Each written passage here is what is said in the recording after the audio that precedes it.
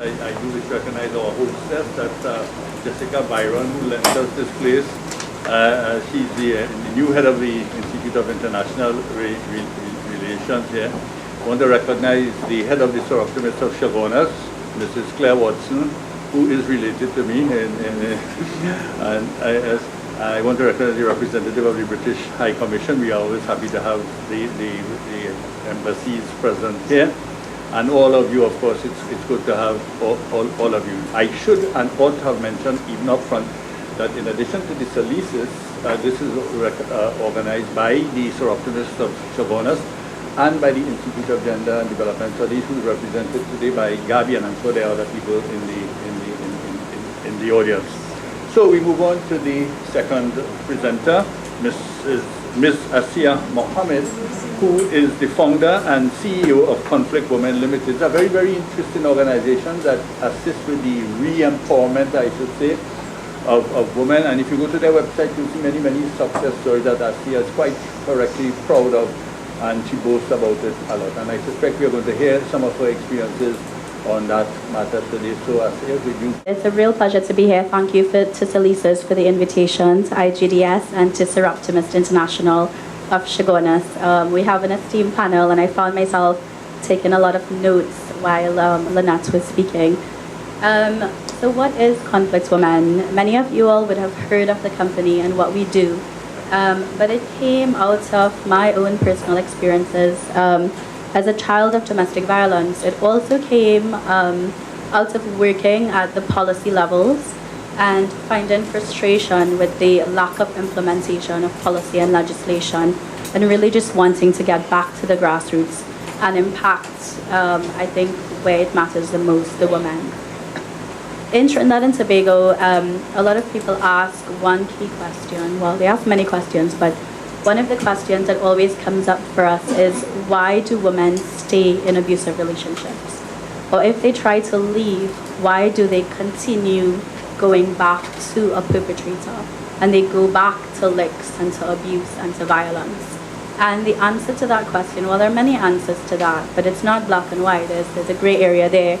But one of the key reasons why a lot of women who leave go back or choose not to leave is because of finances.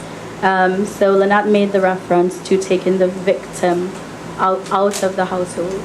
Imagine a woman who's never finished CXC. She doesn't have 5 O-level passes, but she may have 3 children. She's being beaten by her husband. How is she going to leave? She mightn't have a mother or a sister to stay by. She mightn't have another house. Who is putting food on the table? These might seem like very simple questions, but these are actual reasons why many of the survivors we work with, and many other survivors who you all may know in your communities, choose to stay rather than leave. So what Conflict Women does is, Conflict Women is a business. It's a social enterprise. It's not an NGO. And we use a different approach to financially empowering survivors. The idea was basically, if women choose to stay in abusive relationships because of a poverty or a lack of funds, then if you financially empower them and put money into their hands, perhaps we can change those violent situations and they may choose to leave. Not that we say to them that leaving is the right thing. We support them either way. So what we do is that we train ladies to make jewelry, beautiful jewelry like you see here on our website, which is actually an e-commerce platform. And we've now gone through quite a few partnerships with corporate entities.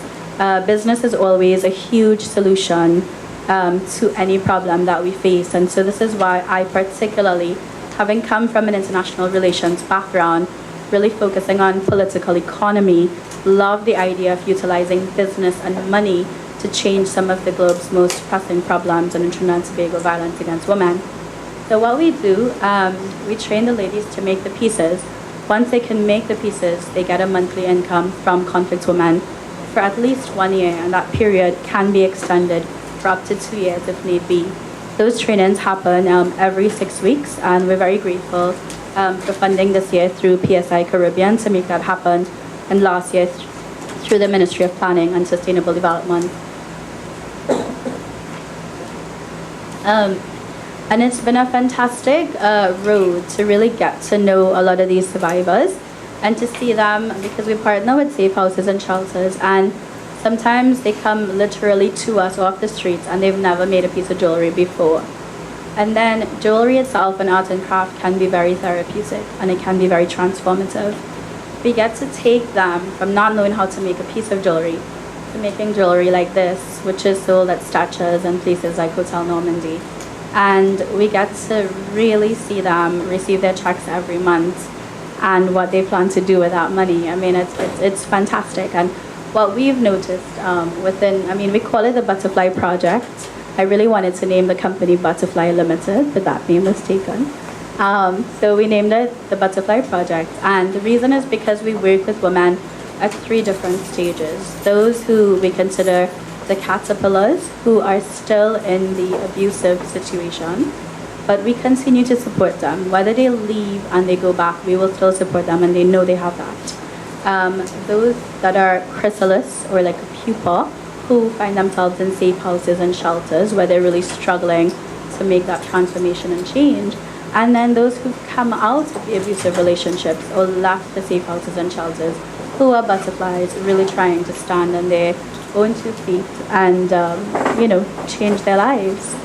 So what we do as well is what we found is maybe like after 8 or 9 months into the program, a lot of these ladies who've lived in abusive relationships, sometimes 11 or 12 years, once they start getting that funding, things change. Because they come to us and they say, can we speak with the company's lawyer? And it's really fantastic, because we do, the company, we didn't start off with lawyers, we didn't start off with psychologists, but what we found our survivors needed, we slowly kind of started building teams. So we have an entire team of volunteer professionals, is the only thing I can call them, because all our lawyers volunteer for free. As we speak right now, one of our clients is in court being represented by a voluntary lawyer, and I can happily sit here and speak on this panel knowing that she's well taken care of. So they go to the company's lawyers, we do the strategy planning session. Those lawyers represent them through court, so that they have that one-on-one. Many times, it's very nerve-wracking. Like our ladies go to court and, sometimes they're shaking, they're taking tablets before, because they have to stand there and face the perpetrators. So simple things, Lynette, like having a live webcast probably from a different room. Those simple things for survivors can be very helpful. And then we also have a team of psychologists who work with the survivors, and we train in 3 areas. We train them in jewelry making, we train them in business development, and we train them in conflict transformation. And the idea behind training them in the 3 areas is that we're not essentially giving a fish. While we train them to make jewelry, we say to them actively, please find other clients. Conflict women will buy up front, but are you selling to friends and family? Are you selling to people in your church? Are you selling to the neighbor down the street? Because the idea is that this funding is going to be very, very critical for them. I mean, many of them, Trinidad and Tobago is a pretty, Trinidad and Tobago is a pretty well-off country. Okay. Maybe I shouldn't say that, but we are. I mean, I've lived and worked in places like Africa and the Middle East and so forth. And what we have here, irrespective of what the economic situation is currently, is excellent. But that being said, we have very many people, a lot of survivors, who live on the poverty line. I mean, I see it every month. If they don't get funding from conflict women, I'm not sure how they will get through. It's really, really, really tricky. And we're very happy and very pleased to be able to help at that level. We've been in existence for 2.5 years, and so far we've put $150,000 into hands of survivors. If I could help it, it would be a lot more money than that. That's a small amount of money. That's a drop in the bucket compared to where we need to head as a society. I really think social entrepreneurship is a critical way forward. And of course, whenever persons buy the pieces, they don't just get the pieces, but they get the survival story of the person who's made the pieces. So it's increasing public awareness around rape, around domestic violence, around child sexual abuse. The other side to this, and something Lynette spoke about which really touched me this morning, was the lack of focus on perpetrators. So I will put a call out this morning because we are responding. Conflict Women is working with survivors and we're responding, but I'm so happy to have 2 men on the panel this morning. But we really need, there was an excellent TEDx speech some time ago. I don't remember, unfortunately, the name of this speaker's name, but basically he said gender-based violence is a problem for men also. And not just that, but that men need to be part of the solution. So what I would love to see happen in Trinidad and Tobago is an organization led by men for men to really help eliminate or reduce violence in general. And the reason I say this is my own personal experience, but 4 out of 5 boys who witness their fathers abuse their mothers end up becoming perpetrators of violence themselves. I'll just let that sink in because that's something I'm dealing with right now, and it's not easy. It's very, very, very difficult because our young boys are so innocent. Many come from broken families. Many of them witness their fathers beating or verbally abusing their mothers, and most of them don't get help. They don't get psychological counseling. They have no one intervening. I've sat and designed an entire project for men. Obviously, I won't lead it. I want men in the community to step up, and I'm happy to share that project design. But the violence, we can respond so much on this level with survivors, with victims. But all our men out there, you have a very, very significant role to play as fathers, as husbands, as boyfriends in protecting our country, in protecting women, in protecting girls, and in protecting children. So one of the other things I will share with you, when my parents were going through their divorce, Lynette was actually my mother's lawyer. So I grew up spending lots of hours as a child playing in her office with her daughter. It seems like many, many moons ago, but the other thing is the silence. There is a cost to silence. There is a huge cost to silence. We live in a society where nobody wants to say, I'm being beaten. Nobody wants to say, I'm being abused. Nobody wants to say, I'm a victim of domestic violence, so I've been raped. And you know what that does? That silence empowers our perpetrators to continue doing what they do because they basically have impunity and they can get away with it. So if you are going through something today, please speak out, even if it means that you go to that one person you trust and you say, this is what is happening to me. Just do that. Just reach out for help. Recently, last month was Domestic Violence Awareness Month, and Conflict Women ran, you can find us on Facebook, on our Facebook page as Conflict Women Limited, but we ran real stories, real photos of powerful women in Trinidad and Tobago. People like A.P. Toussaint, Express columnist, people like Trisha Lead, president of the Association of Female Executives of Trinidad and Tobago, who shared their personal stories of surviving domestic violence or surviving sexual harassment. When we are silent, what we don't realize, because we don't walk in our power, so we don't realize that someone else needs to hear our story. That maybe what we've been through is what someone else, maybe sitting next to you, or on that bus or elsewhere, is going through right now. And if you have the courage, and it's not easy to share, I know that. It's very difficult and it takes a length of time to prepare yourself emotionally. But if we have the courage to get up and share our stories, then maybe that will help one person in our country. And by helping that one person, you change their entire future. You might change the future of their children as well. Every time I meet with our survivors and they bring kids, you know, I look at their daughters. We had one of our ladies, she won, we have a Chrysalis Award every year and a Butterfly Award. And the one who won the Chrysalis Award last year, she left a very, very, like a badly abusive situation, and her spouse was not happy at all. In fact, he had to be restrained by police because he tried to attack her because she left with the children.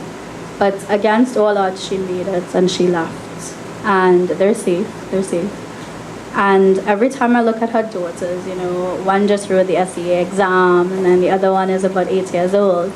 And I think, wow, you know, we've been able to turn back violence and turn back the cycle of abuse for many decades. Because she is no longer going to live in an abusive relationship.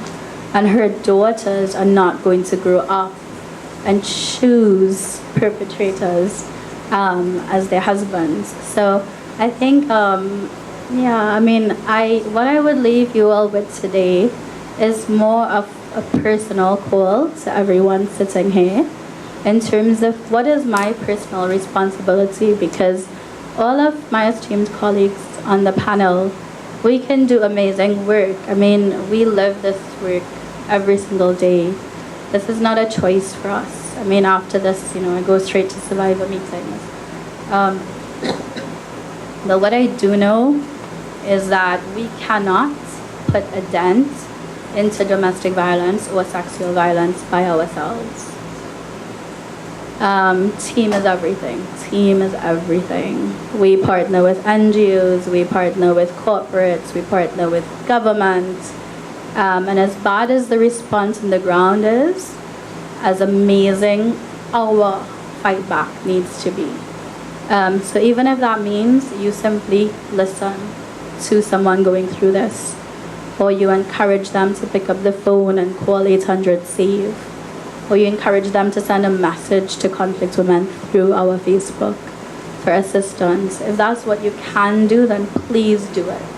Because it takes a lot of good people sitting by in silence, not doing anything, for this problem to continue and to be perpetuated across society. So I actually conceptualized this while I was living in the Democratic Republic of Congo in Africa, working with rape survivors. And I'll just end with one last thing. In Africa, we have the concept of Ubuntu, which many of you would probably be very familiar with. What it means is I am because you are, and you are because I am. And so essentially what that means is that we are all much more intertwined and dependent on each other than we recognize. The universe knows this, God knows this. So let's really be our sisters' keepers. Let's really be our brothers' keepers. And let us rise above our own personal challenges to really do this work. I had to forgive my father. It was part of my journey before I could start to do this work.